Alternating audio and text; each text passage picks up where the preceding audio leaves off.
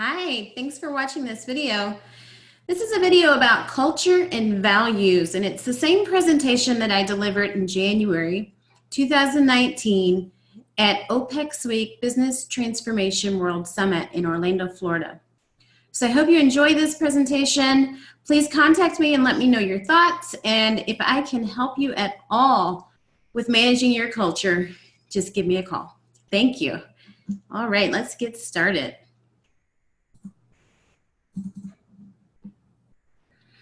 Okay, people and culture excellence, uncovering core values to drive transformation.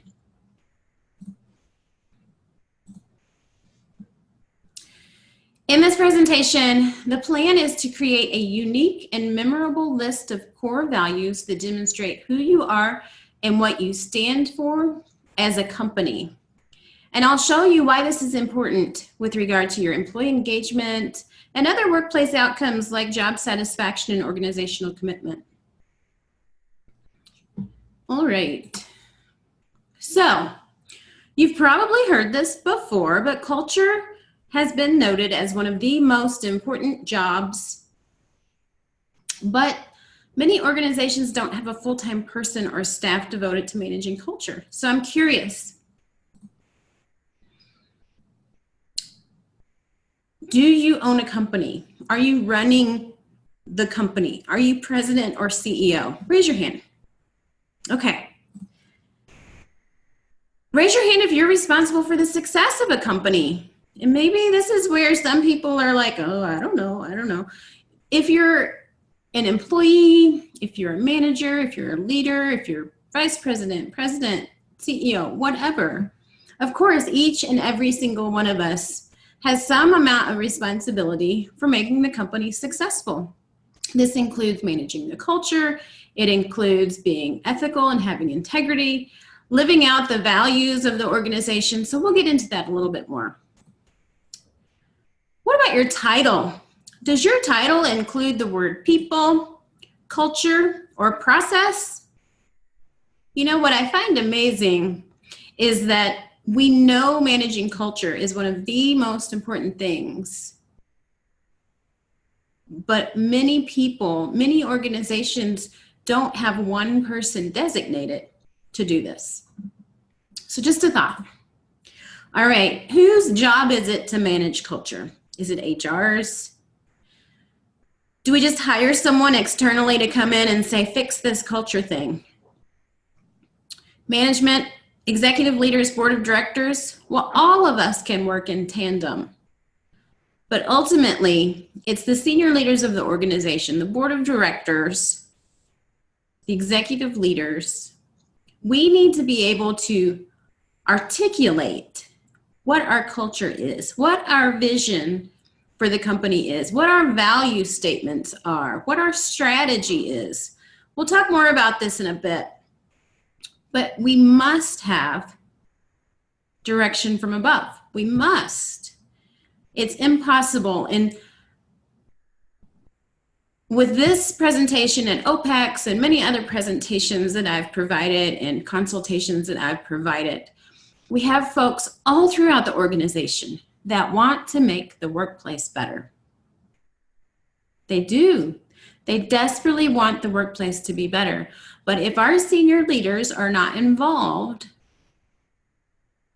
we can't do it from different layers in the hierarchy. We just can't. Now, maybe we can help develop or foster a culture, a subculture within our department. But there's going to be friction between the culture of the company, which may be quite chaotic, and then our little subculture in our department. There's going to be a disconnect unless we have direction from above as to what the corporate culture is. And we need to have our leaders at all levels in the organization living that culture, walking the talk. We need that. And you can hire external consultants. I would love to come in and take a look at your culture and give you some ideas of how to fix it. But I can't do it alone. No consultant can do this alone. We have to have support and buy-in from leaders We have to have people all throughout the company really infiltrate that culture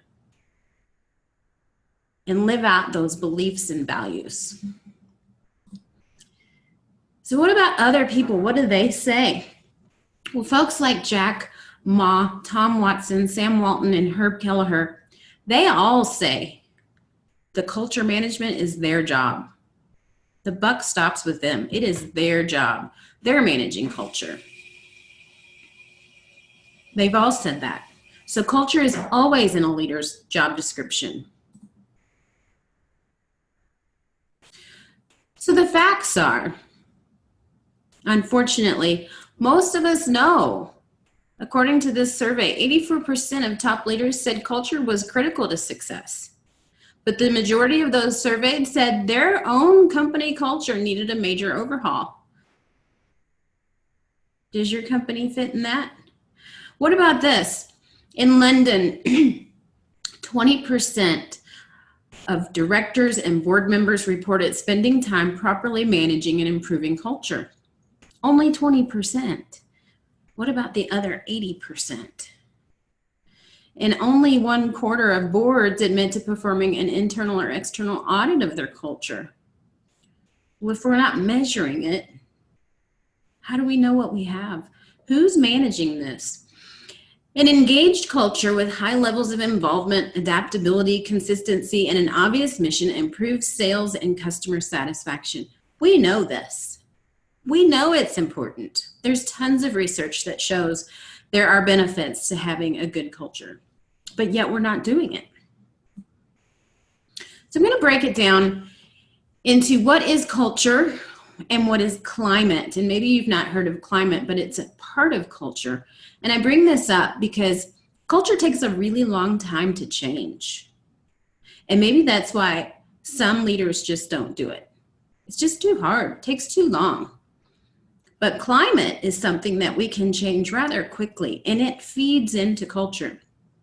So culture is the personality of the organization. And the difference between culture and climate is that climate's how the company feels. It's like the temperature. And then culture is how the company does things. And Edgar Schein, one of the pioneers or leaders when it comes to culture, said that managing culture is one of the most important tasks a leader can do. So when's the last time you measured culture? Have you done something this week? This month? This year? Let's dive deeper. So what is culture? Maybe this is why it's so hard sometimes, is we just don't understand what this culture thing is all about. Well, this breaks it down for you piece by piece. Culture includes artifacts, assumptions, beliefs, the collective consciousness, the collective programming, common sets of values, consensus, control systems, environment, norms, organizational structures, power structures, rituals and ceremonies, stories, symbols, and underlying shared assumptions and values. So this is a great list to start with. List these out. If you're a leader of an organization, you can delegate some of this. Have somebody assigned to artifacts, and in a week, have them come back to you and tell you, what are our artifacts? Do we have trophies in the hallway? Do we have, certificates hanging on the wall? Do we have posters somewhere? What are the artifacts? Do we hand out memorabilia type things with our company logo on it? What are the artifacts of our company? What are our assumptions? Give that to someone else. Have someone else assigned to beliefs. What are the beliefs? And I challenge you with these as you get more and more into this. Don't just go to the obvious places. Survey the employees at all levels of the organization. It would be interesting to know if the janitor, the person in the mailroom, the person on the phones, the person in project management, the person in HR, the person in accounting, all parts of the business understand and have the same concept of what the beliefs, the values, the norms, the power structure, all of these. Dig deep and understand what you're dealing with. The culture is reflected in every aspect of the organization. Think about your business hours, your dress code, how you treat your customers, how you treat your employees. And maybe just start with your symbol. Take a look at your company logo. And is that still relevant? Is it still applicable? Let's think about a few logos. Some companies use an animal. Geico, for example, uses that little lizard. And that works for them. They use it in their advertising. It talks, it's cute. People remember the gecko. They remember it. Some organizations use a mountain, and maybe their corporate headquarters is in a mountainous region. And that works. But if the company relocates to Florida, does it still make sense? Some companies use a building. Think back. Does the company still own the building? Do we have employees in the building? Does it make sense? Good places to start. Another good place to start is the jar challenge. And this is easy. It's simple. And for some, maybe it's too simple. But I like this because it's easy to do. You don't have to hire somebody to come in and do this for you.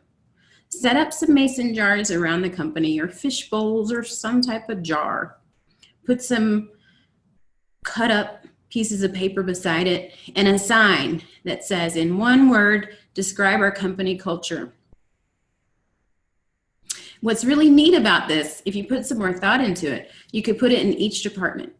Maybe even color code the slips of paper so that you know that this department, maybe customer service, is yellow and finance is green. We'll say green for money. And maybe the law department is blue. I don't know. Come up with different color codes for the different departments, or just place the jar in those departments. And this will help you get a pulse on the subcultures as well. But either way, just do it. Put the jars around the company. Give them a week or two and say, in one word, describe the company culture. And hopefully what you get back is good. Hopefully all the words are some type of synonym of one another. And then you know you're managing the culture well. But maybe the culture hasn't been managed in a while. Maybe it's pretty bad. This is a great way to get a pulse on what's going on. So let me show you an example. Here's an example of a company that did the jar challenge. And you'll notice these words. This is one company. And you have words like painful, joke, cold, sterile. But then you have words like awesome, enjoyable, inspiring. How can one company have such distinct words on one end of the spectrum to the other? This signifies there's a problem. Now, if you had the jars placed strategically in different departments, maybe you'd see that one department gave responses like cold and distracted and inconsistent. Maybe that's coming from one department, and then you would know exactly where to go and manage. So think about how you put those jars out. Maybe color code some of those pieces of paper so that you can dig a little bit deeper. You could do this with the Survey Monkey. You could get creative with this. You could always entice your employees to fill this out by offering, a food day or some type of reward if they fill this out and you get so many responses within such amount of time. But this is really the first step. We first have to measure where we are with our culture. The second step then would be to take a look back and say, whoa, this is not where I want to be. So then bring your senior leaders together. Go off-site. This is important. Maybe bring in a facilitator. I'd love to come in and help you articulate this. What culture do we want? Let's write a culture statement. It needs to be simple. It needs to be easy to remember, easy to understand. We can go through some of these types of words and think, well, what is it that we like about this? What do we want to be known as? So this leads us to climate. Kurt Lewin first talked about climate in the 1960s. And this is really our attitudes, behaviors, and feelings. Think about how does it feel when you walk into the office? Are people greeting you? Are you happy to go there? Is it warm and inviting? Some companies go really extreme with this, and they even have designed the building to have optimal lighting and window placement at certain places so that they put so much thought into how does the company feel. The climate's usually faster to change than the culture, and it is important though that culture, climate, values, strategy, these things all relate to one another. So the climate is what we're giving our attention to. It's easier to change this. So if you think about your strategy, which you've probably put a lot of effort into, what are we giving our attention to? What are we giving our money and our resources to? And you think about projects. So maybe we want our company to be customer-centric or employee-centric or safety-related or service-related. Those are some ideas. Well, if we want to be customer-related, look at our project list. Any projects related to the customer that's going to provide them better service, faster service, more accurate service, those projects get approved right away. Let's put resources and money, time and energy on those projects. And then maybe there's some projects that are the nice to haves, the wish list. Maybe we have antiquated systems, this big technology change that needs to happen. And that's a good idea. And ultimately that can lead to customer service. But maybe, we have to make decisions here. Are we going to sacrifice service because we're going to spend all this time on a technology platform?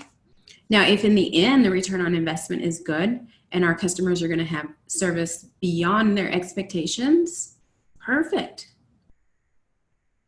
But let's make sure that our projects are aligning with our overall culture, which aligns with our strategy. So climate's how people perceive the organization. Again, if it's safety or service, what are we rewarding our employees for? Do you reward the employees because they're getting good feedback from customers? Or do you not punish them if their service standards are such that they're off the phone in 2 minutes? Do you see the balance there? Do we want to give our customers good service? Or do we want to have very fast phone calls? You can't have both. If we want to have a faster average speed to answer, a faster call time, less abandonment rate, maybe we just need to hire more people. But we need to make sure that we're giving good quality service. And unfortunately, those two measurements don't go together. To give good quality service, we need to look at customer feedback and make sure that they're getting their calls answered quickly. So that goes with average speed to answer. But that the information they're given is accurate, that they don't have to call back, that they're getting their answer in a timely manner, that it's everything that they need and then some. Good quality service. So that would be a service climate. Are we concerned with safety? And maybe we reward the employees if we've had so many days without an accident. That's a safety climate. So hopefully you're understanding a little bit of that. Again, culture takes a long time to change, but climate can happen faster. So it's what we're giving our attention to. It's what we are rewarding. So think through that. What is the company giving their attention to? What do they reward? What do they celebrate? And leaders can easily shift to a strategy that aligns with the climate. So if your climate's customer excellence, give more money, more time, more resources to those projects. But the first step in shifting the culture to an environment of change is to articulate such a change and really put your money where your mouth is. So we can't say, oh, I want my culture, or I want my climate to be this or that, and that's it.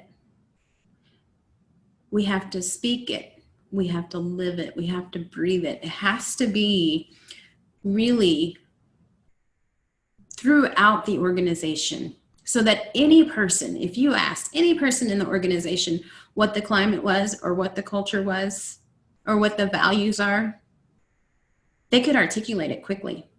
And they could do so in a way that others could understand. Let's do a few examples here. So Walmart's core value statement. They say, culture is the foundation of everything we do at Walmart. We define culture as our values in action. It's how we deliver superior customer service, create a great frontline work environment, and improve performance in order to achieve our common purpose of saving people money so they can live better. Values in action. I love this. So, what are your values? Now we know that we need to articulate our culture and our climate. Now we need to look at our values. Okay, so what are the values of your organization? Do you know them off the top of your head? Maybe you need to Google it, or look at your company handbook, or whatever. So let's take a look at Apple's. I love this, that Apple puts it on their iPad. This is actually on their website, so it's easy to find. And it lets people know that their values are one person, one computer. They're going for it, and they'll set aggressive goals. They're all on an adventure together. They build products they believe in. And notice all the we statements. Okay. So how about this one, CVS Health? Again, looking at your symbols. Apple used an iPad. CVS uses this heart, which is part of their logo. And we see their values down here. They have 5: innovation, collaboration, caring, integrity, and accountability. And we'll look at this a little bit more here. We want distinct values. Should every company have a value of integrity? I sure hope so. And I'm not getting on CVS here, but just notice as I show you more examples, what makes their values stand out? What makes them unique or distinct? So the former CEO of IBM says, the thing I have learned at IBM is that culture is everything. Who's managing your culture if it's really this important? I've heard some people say, well, I just don't have time. That culture thing, does it really matter? I don't have time. I need to make money. It matters. Let me show you a study to prove to you the return on your investment. A company with a well-managed culture has a 65% greater share price.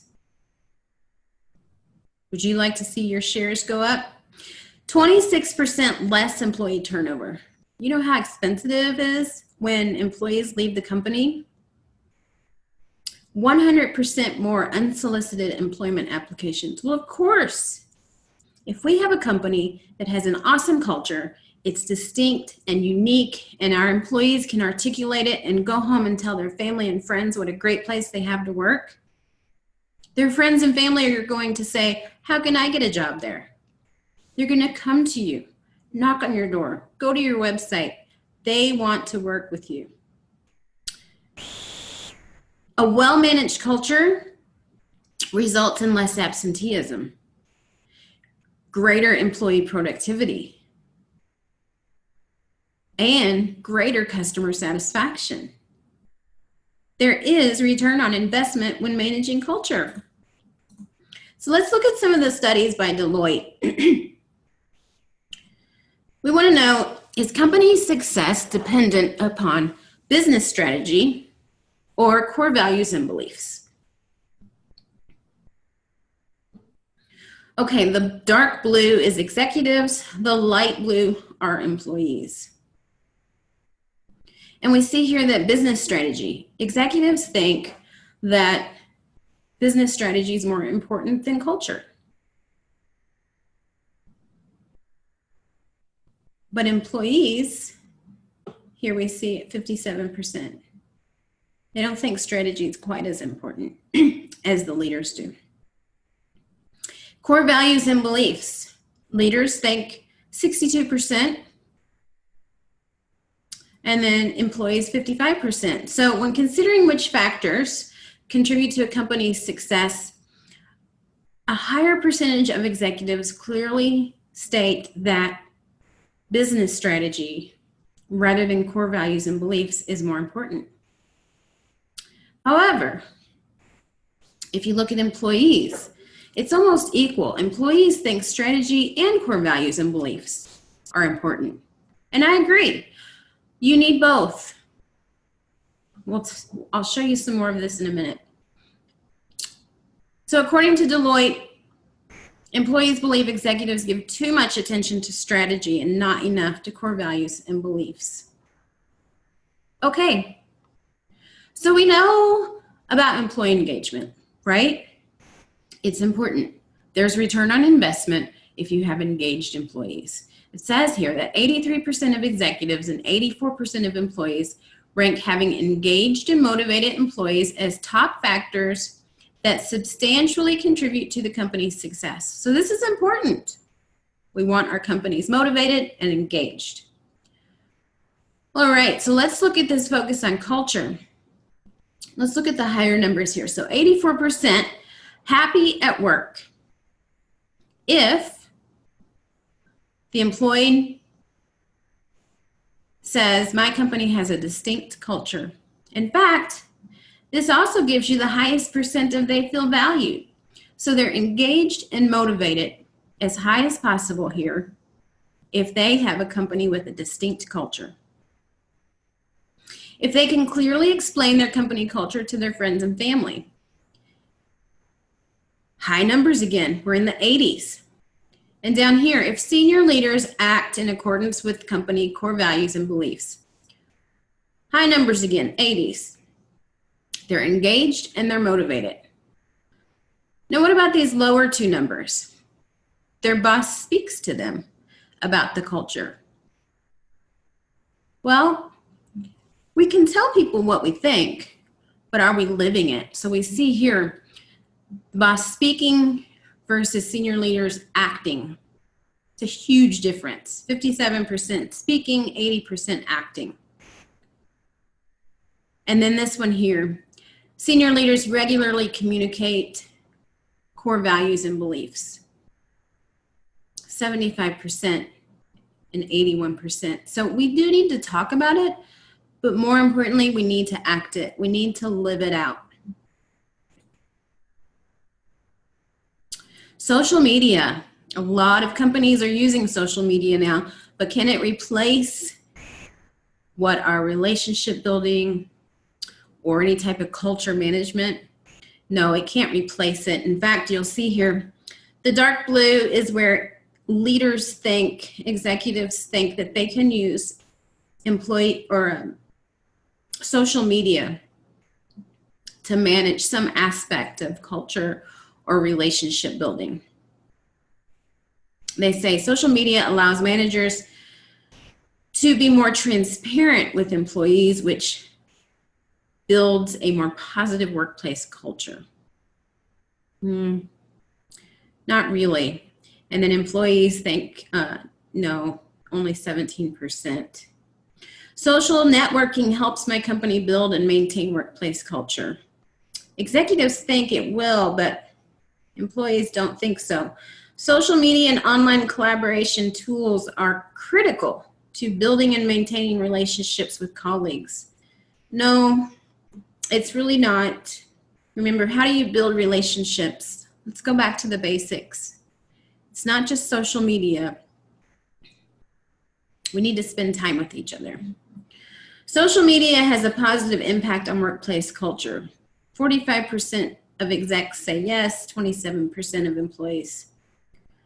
Social networking and online collaboration help me feel connected to my company and its leadership. I don't know about you, but I really don't feel connected through my computer. So coming out of the office and spending time with people, having actual conversations, that's really important. And there's a disconnect between organizations talking about their culture and those embedding it into their beliefs within the organization. So again, you see here, the dark blue is executives, the light blue, employees. Senior leadership regularly communicates companies' core values and beliefs. There's a disconnect here. Employees say 67% of the time, executive leaders say 83%. So this is pretty much true with human nature though, right? We usually think we're doing a better job than we are. A high level of consistency exists between the values held by management and employees. Well, not if we can't articulate it. We have to be able to articulate it and really embed it within the organization and hold people accountable. So once you have it articulated, you put it in the strategy, you can start to put that in performance reviews and really hold people accountable to living out that culture and that value system. My boss speaks to me often about company culture. So leaders seem to think they talk about it more often than what employees are perceiving that they speak about it. I can clearly explain my company culture to my friends and family. 88% of leaders think they can, and hopefully they can because they should have been on the committee to develop the culture statement, or at least this should be a routine task for them to manage to it. So that number actually needs to be higher. And only 76% of employees, which depending on the workplace, that may be much, much lower. Senior leadership acts in accordance with the company core values and beliefs. I sure hope this is true. Unfortunately, it's not all the time. And my company has a distinct culture. So we'll see why this is so important here in another slide. So we see that there is a clear correlation between a well-articulated and lived culture and strong business performance. So we look at unique culture, simple, leader-led, repetitive, and embedded. And it says here only 19% of executives and 15% of employees believe strongly that their culture is widely upheld within their own organization. So does your company have a distinct culture? Can you clearly explain your company culture to your friends and family? Does your boss speak about it often? Do senior leaders regularly communicate core company values and beliefs? And does senior leadership act in accordance with the company core values and beliefs? Notice only 19% of executives and 15% of employees really believe their culture is widely upheld within their organizations. So we're back to that around 20% number that we saw early in this presentation.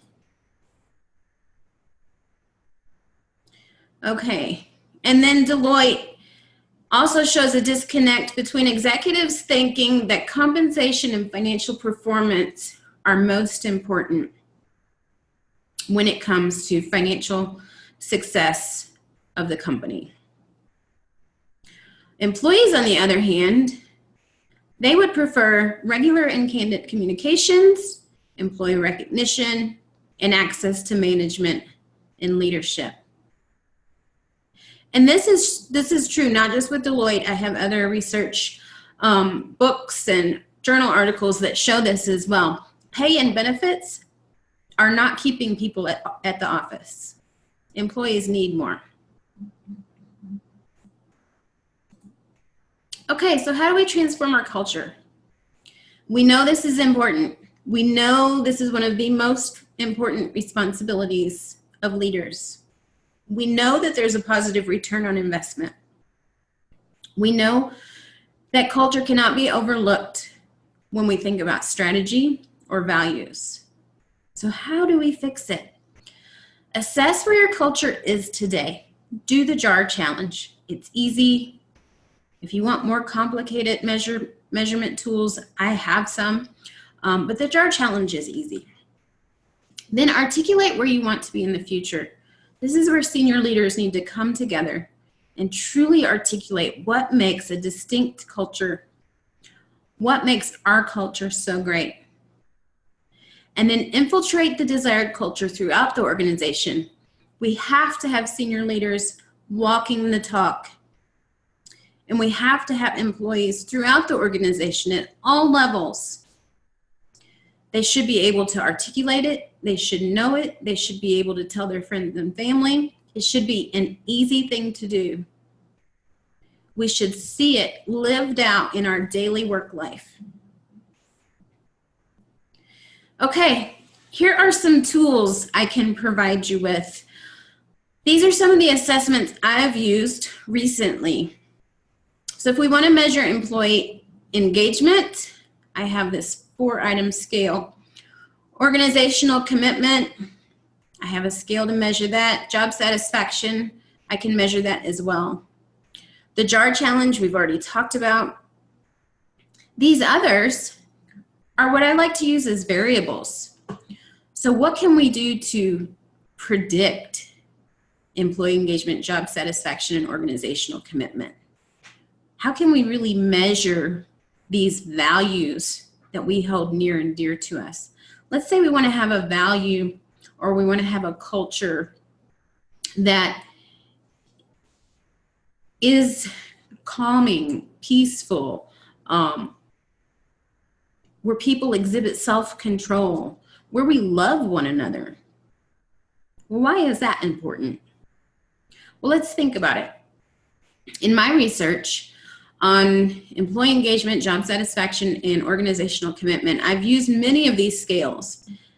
And the most significant predictor of all of those work outcomes in my research has been love. How do you love your people? And I've even had some senior leaders say that's an oxymoron. We can't do that here. Well, it's important. And perhaps we need to just define the proper way to love your people. So you'll see here agapeo love and altruistic love. These are types of love. It's the unconditional love. It's the love with grace and joy and where we come alongside each other and live life together. It's the love where you know your people's names. Do you know the names of your staff? Do you know their families' names, their spouse, their children? Do you ask them what they're doing this weekend? Do you check on them if you know that somebody's sick? It's that caring, that compassion, that empathy. It goes a long, long way with how we treat people. So these are some of the scales that we can use. I have tons and tons of others available, but these are some of the scales that we can use to measure your own workplace. And then once measuring, for example, I can measure and then coach or train or mentor your staff to raise these levels, to improve them. And in one organization, I did this. It was a group of about 35 people in a company of more than 20,000. And after a bit of time, I was able to make the employee engagement scores in that department some of the highest in the entire company. So this matters.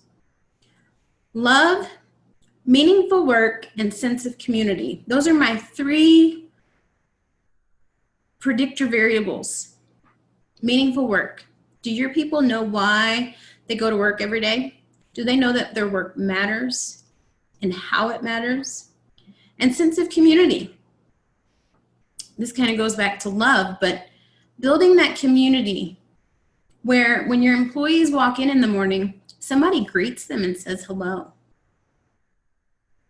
Where they get to celebrate success with one another.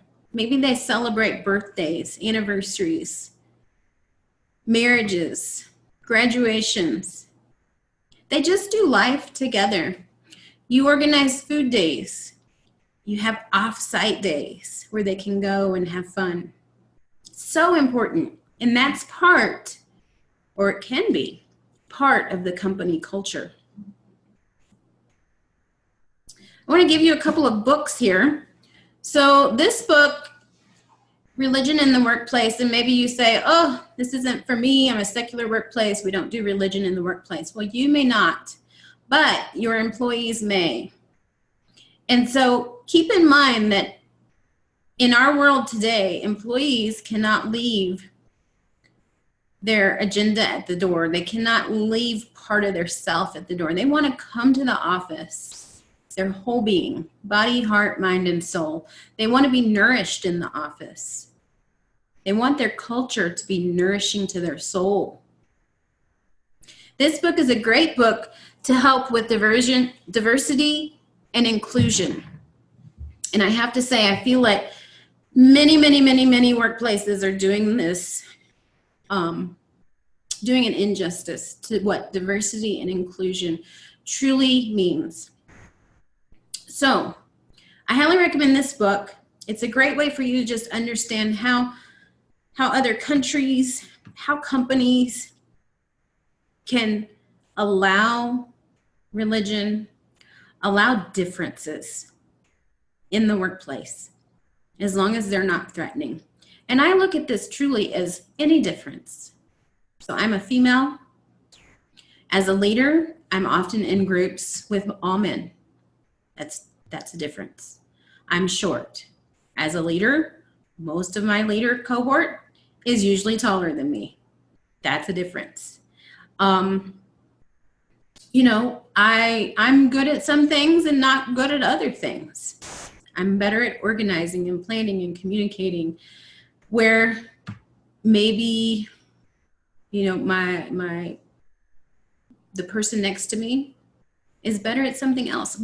Each and every single person on this planet has a difference, is what I'm trying to get across.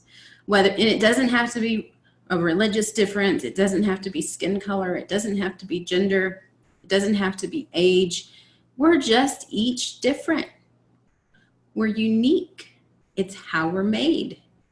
And this book helps us to embrace that, to not just tolerate it, but to look at it as an opportunity to work together and make things better.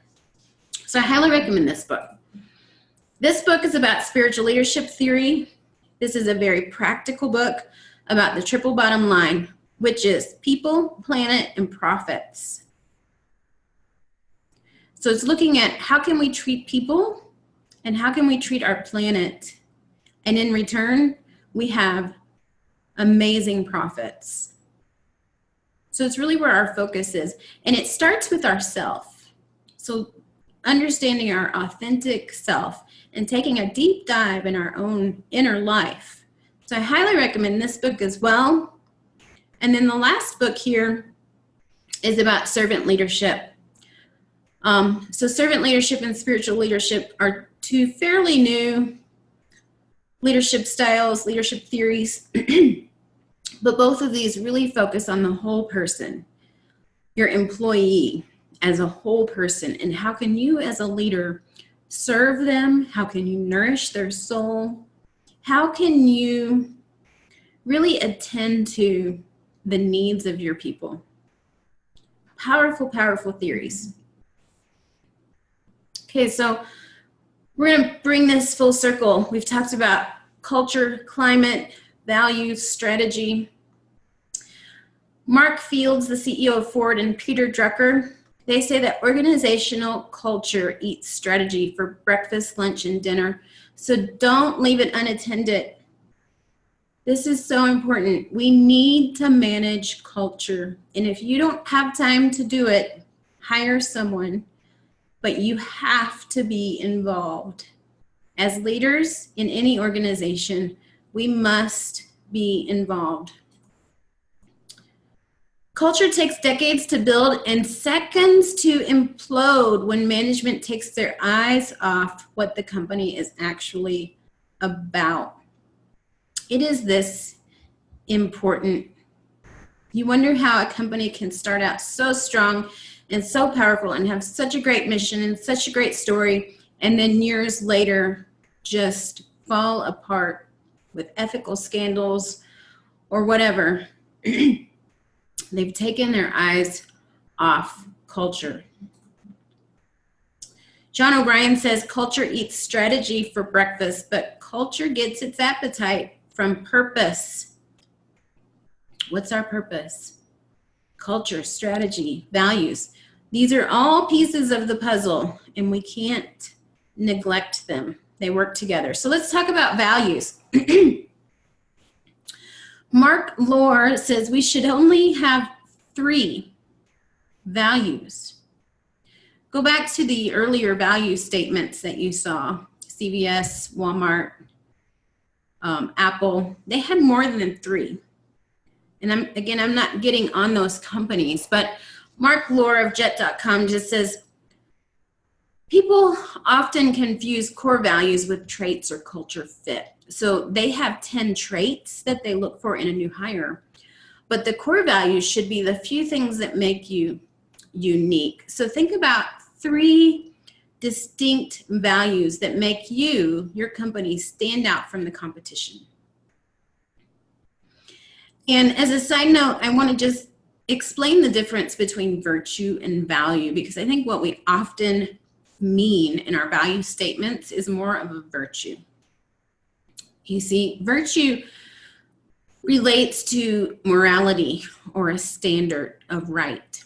It relates to moral excellence or a quality of character. Where value is really what we place on an item in terms of worth or money. So think about this too as you are going down the path of what your values are. Perhaps it's really virtue that we're looking at. And then going back to this original statement you saw in the beginning, all of these components that make up culture, dig deep into each one of these and embed these into your culture. Start embedding your culture, your core values into your culture with visible symbols. Maybe we have posters on the wall, or you give your employees t-shirts, or there's some way to embed these core values into your culture. You can get creative with this, but it should be obvious. Maybe it's the way you have your seating arranged, or the dress code, or how you have the parking spots arranged. There was one place that I went to in the parking spot up front by the door had a covered parking spot, and the rest of the parking lot was uncovered. And in that one covered parking spot was a luxurious vehicle. Probably cost a lot of money. But what does that say about the culture? That one car, my interpretation was that one car is more important than all other cars in that parking lot. Is that what's happening in the door too? Whoever owns that car thinks they're more important than the rest of the company? So it should be obvious, it should be visible. Reward employees so that it aligns with the climate. What are we giving our attention to? And all levels of leadership must reinforce the culture. So this is where senior leaders must articulate this in such a way that it's easy to understand. And then it needs to be lived out on a daily basis with all levels of leadership. And as you do your jar challenges, you may find subcultures that are not aligning. And those areas need to be managed because you need every manager in the organization to treat their people the way that you would treat them. And tell your story over and over again. You remember why your company started in the first place? There's probably a great story there. Find it. Tell it. Let's look at some more values. Here are some examples. So these are the Fortune 500 companies, the world's best performing companies. I picked 3 here. And let's look at their value statement. First, how many are there? There's more than 3. Do these value statements stand out? Are they unique? Are they distinct? Should all companies act with integrity, strive for excellence, respect the individual, and provide service to the company? Should all companies have career development, climate policies, diversity and inclusion, health and wellness, respect human rights, safety and security, have workplace flexibility? We already talked about integrity. Should all companies offer growth, relationships, authenticity, compassion, empowerment, and service? What here stands out to you? Let's look at the best companies to work for. According to my research, Salesforce was one of the best companies to work for. And these are their values. 4, we're getting closer to 3. But are these unique, distinct? Take a look at these others. Wegman Foods, Ultimate Software. Notice Ultimate Software, people first, trust, respect, diversity, charity, support, caring for one another like family. Now, Ultimate Software takes their core values a step further, and they provide shirts. This shirt says the true measure of a company is how they treat their lowest paid employee. And if we go back, the true measure is how you treat your lowest paid employee, caring for one another like family. People first, trust, respect, diversity, charity, support. I see some alignment there between these and this shirt. They care about people. Love. If we summed all of this up in one, love. Okay, Southwest. And we know that Southwest has a very distinct culture. If you fly many different airlines, you'll notice that Southwest has distinct service. They have unique branding on their planes. This is what they came up with. Notice 3. Warrior spirit, servant's heart, fun-loving attitude. And within that, they list these other attributes. What does it mean to have a warrior spirit? Work hard, desire to be the best, be courageous, display a sense of urgency, persevere, innovate. Do you see something distinct and unique here? How can you do something similar with your business? I want to go back over some of my research findings for employee engagement. I found agapeo love, altruism, empowerment, humility, serving, trust, and vision. They all relate to and impact employee engagement in a positive way.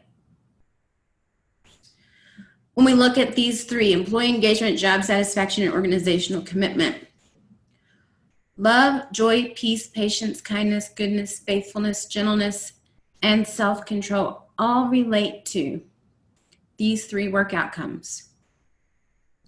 Now, are there any that actually significantly predict? Yes.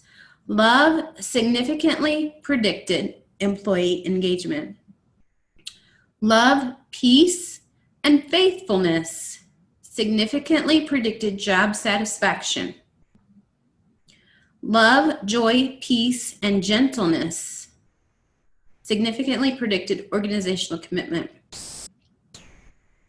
And then in 2 other studies, altruistic love, sense of community, and meaningful work significantly predicted job satisfaction, and altruistic love significantly predicted organizational commitment.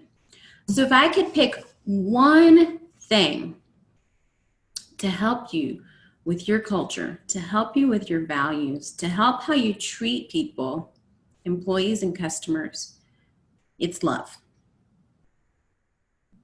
Learn to love your people. Know their names, know their families' names, know the names of their children. Give them a birthday card on their birthday. Celebrate their anniversary.